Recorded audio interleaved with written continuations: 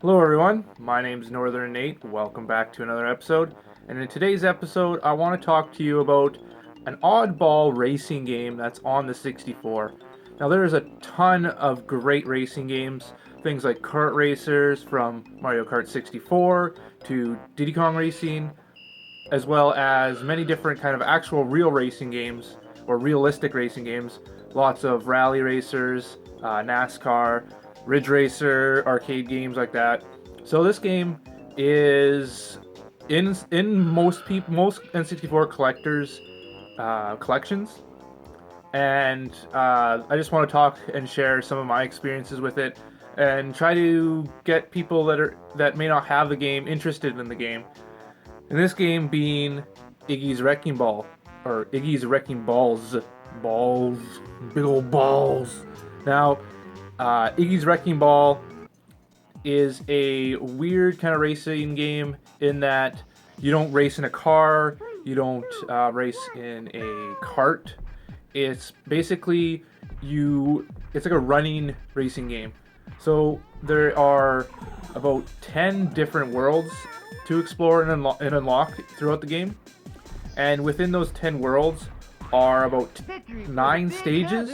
Now these stages can last anywhere from 30 seconds to like 2.5, 5 minutes long. So there's a wide variety of different kind of lengths of stages. Now in each stage there are certain obstacles that you have to overcome. For example, there'll be a lot of stages where it'll be a tower-like structure that you have to race up, in a sense that you basically, in order to climb up these walls, or these floors, I guess, you have to use your like tongue or like this whip thing. I don't know, it's like reminds me of Mortal Kombat, Scorpion, the go over kind of thing. And so you do that and you reach higher up levels of the race. So then you also have a boost gauge, which is kind of by your kind of item gauge. I'll speak about that later. And you can use these boost gauges in order to pass enemies. That's why it's called boost. Duh. But every stage has its kind of a unique twist to it. So for example, you'll be climbing up one of the stages and there'll be like a boost kind of section where it'll actually wrap around and do like kind of like a Sonic style kind of ring thing, and it kind of changes up the gameplay itself. So in every race there's about 4 racers, and at the start it's very kind of like individual. You're kind of racing on your own personal track, but as the levels continue onwards you then share the track. Now this can be a good thing or a bad thing for if you're depending on your playstyle, in that a lot of the AI characters will attack you during your race. So like I said, the get over here kind of thing will actually latch onto you and throw you around and kind of stun you, kind of like its own little power up.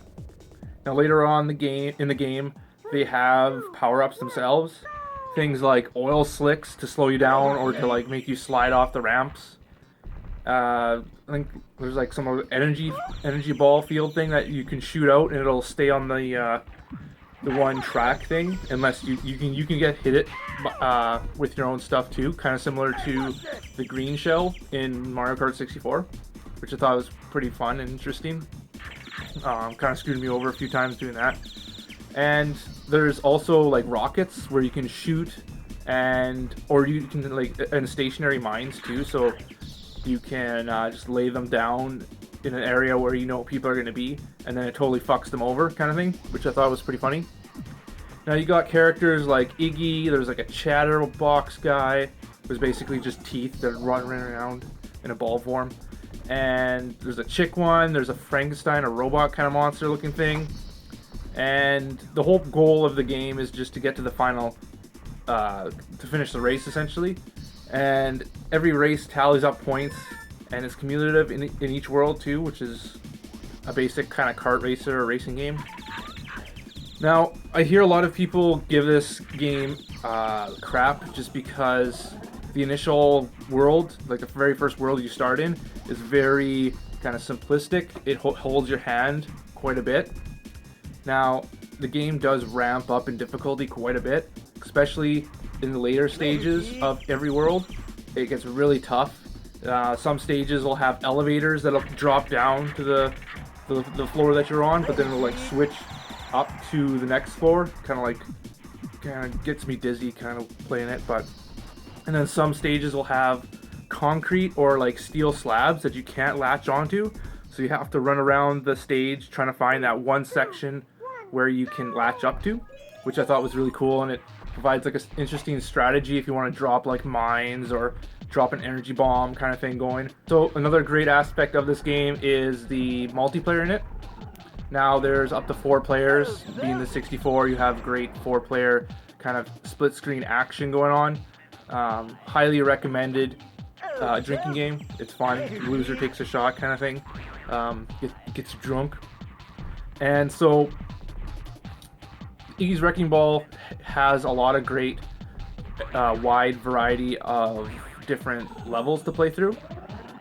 Like the first level is called Easy Street, which is basically just a mishmash of random kind of environments and levels that are basically hand-holding you throughout the game. The next one is like Downtown, which is like more of like a gritty urban area, and the list goes on. There's about 10 stages, like I said before, in the game. You have to unlock them as you go, which I thought was awesome.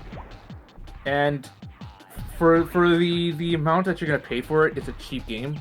It's like maybe $10, maybe, but for the amount of hours you would put into it, just as a fun party game with your friends and a fun drinking game, I can't recommend this enough. Iggy's Wrecking Ball on the 64 is a great game. You should definitely check it out. Anyways, guys, that was Iggy's Wrecking Ball on the Nintendo 64. Let me know what you think of Iggy's Wrecking Ball on the 64 in the comments below, or even make a tag video. I don't know if they even make those anymore, or if YouTube even allows it. I don't know. But anyways, yeah, like I said, it's a great 4-player experience. Highly recommended.